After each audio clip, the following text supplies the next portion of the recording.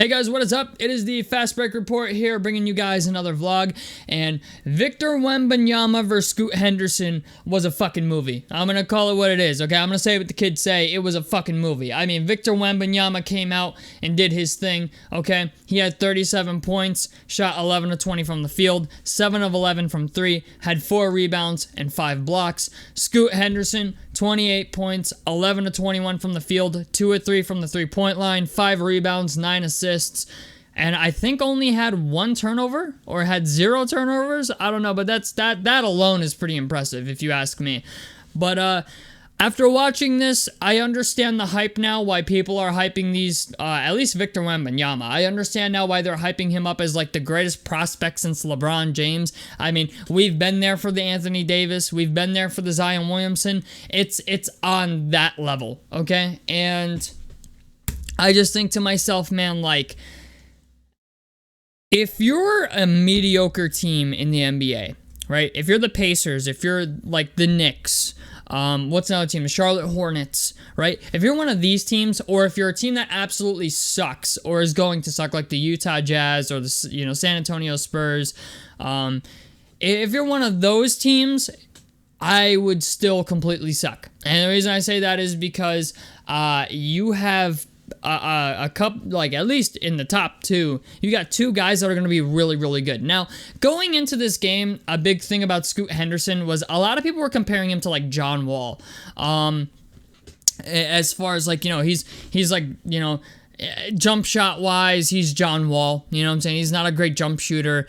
He's uber athletic. But when I watched the game, I was kind of like, I didn't have any questions about his jump shot. Kid shot the lights out.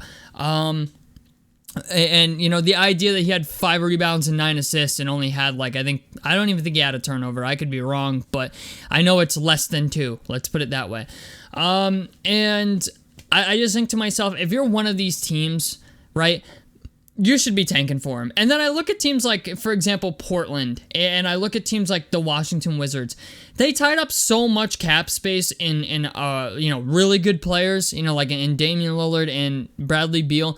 They have so much cap space tied up into these guys, and they're not enough to get you to the playoffs anymore. They're just not in this league. Okay, Damian Lillard used to be able to do it, not anymore. It's not going to happen. Bradley Beal was pretty much never that guy, and I would argue that Bradley Beal and Damian Lillard are like, as far as scoring points per game and shit goes, they're pretty much on par with each other. And I look at these 2 teams and I'm like, I get that they want to keep their superstar players. I really do. I understand it. I understand why. I understand the loyalty factor. I understand all of it. But then I look at, the prospects that are in these drafts that are coming up, especially this next one, this upcoming year. There's Amen Thompson in it, Nick Smith. I mean, you've got Victor Wembanyama, you got Scoot Henderson, Dariq Whitehead. Okay, like you have a lot of really good talent coming up in this NBA draft this year. And I just like, I look at it and I'm just like, I can't help but feel like they're making mistakes. You know why? Because in the NBA, there's only 2 possibilities that you can be. You can either be really good or really bad. If you are here, middle of the pack, okay, if you're a middle of the pack team, like the Indiana Pacers, for example, if you're a middle of the pack team, it is like the shittiest place to be. You know how they say the middle class is the one that always gets fucked? Well, that's kind of the same thing in the NBA. You're either really rich or really poor, and if you're in the middle, you just get fucked regardless, okay?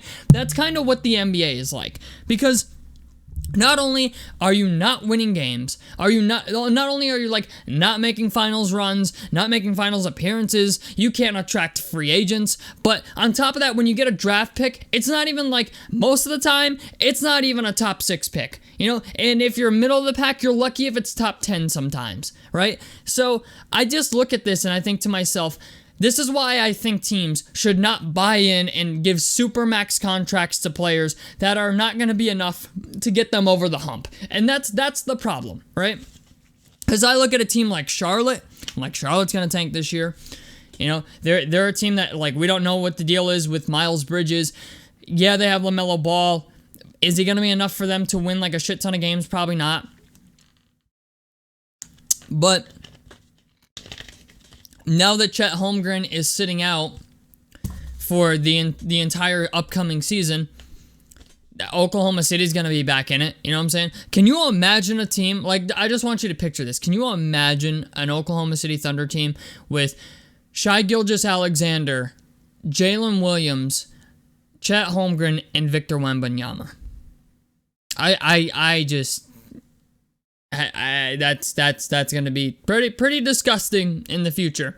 But it's just the idea, like, at least with Oklahoma City, they put themselves in a position to be here. You know what I'm saying? They put themselves in a position to get good draft picks.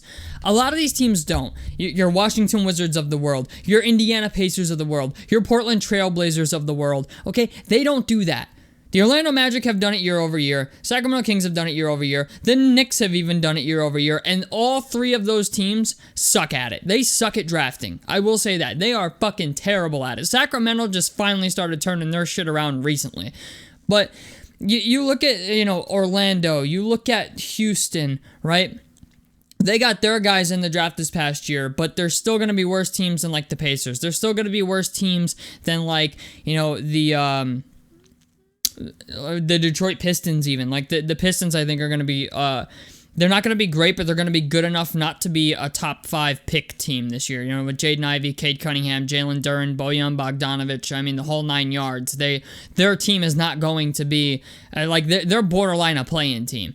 And that's what I think to myself. I'm just like, how can you tell guys like Cade Cunningham not to take a step forward, or Jaden Ivey, to play his heart out? It's just like, I just think to myself, man, like, if I were any of these teams, just one time, like, if I were a team that never had a superstar player, right, or struggles to get one, or, you're not a prime free agent destination, I would definitely be finding some way to get into the top 5 of this upcoming NBA draft.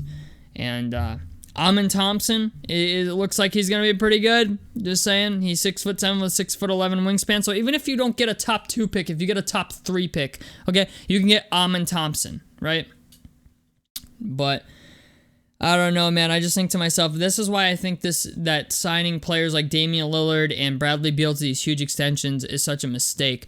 Because it not only does it, strap you for cash for the, X amount of years, but, these are guys that are, granted, Bradley Beal's 29, but Damian Lillard's 32. Damian Lillard has, 3 or 4 years left before we just call it quits on the Blazers.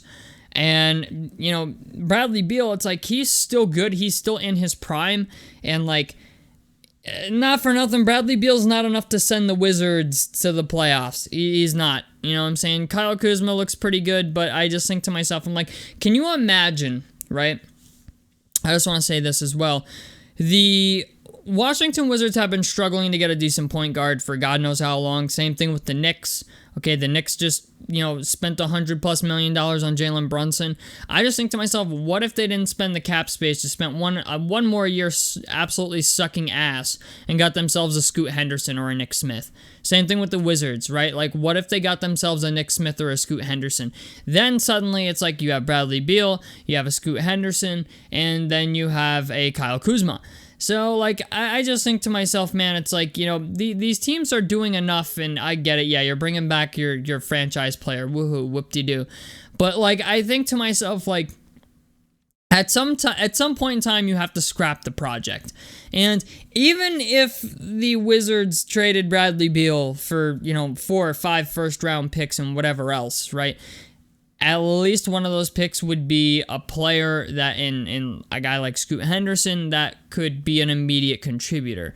And that's something that team desperately needs. So that's why I think sometimes doing this, breaking out the checkbook for these loyal players is, sometimes a bad deal. I mean, the Mike Conley deal was really bad for Memphis. That too. That's a deal I will never forget. The idea that Memphis broke out the bag for Mike Conley, and now it's just kind of it strapped them for cash for so long. I get it, they're not a top free agent destination, but it really limited them in what they could do, even what they could trade for. And still to this day, they can't trade Mike Conley because of that contract. He makes too much money, and he's not the player that he once was, So, I don't know, man. You know what? At the end of the day, Scoot Henderson, Victor Wembanyama, going to be great players. I think that I can't help but think Utah is going to end up with Victor Wembanyama, and that the San Antonio Spurs are going to end up with a guy like Scoot Henderson, which isn't even bad. Actually, I actually think that's pretty good considering how bad I think those teams are going to be, and on top of it, just the idea that I love those destinations for both of them. So, I don't know, man. We'll have to wait and see. Tell me what you guys think about this down below in the comment section below. Like, helps me out. Subscribe if you guys want to see more. I am the Fast Break Report, and I'm out of this motherfucker. Peace, guys.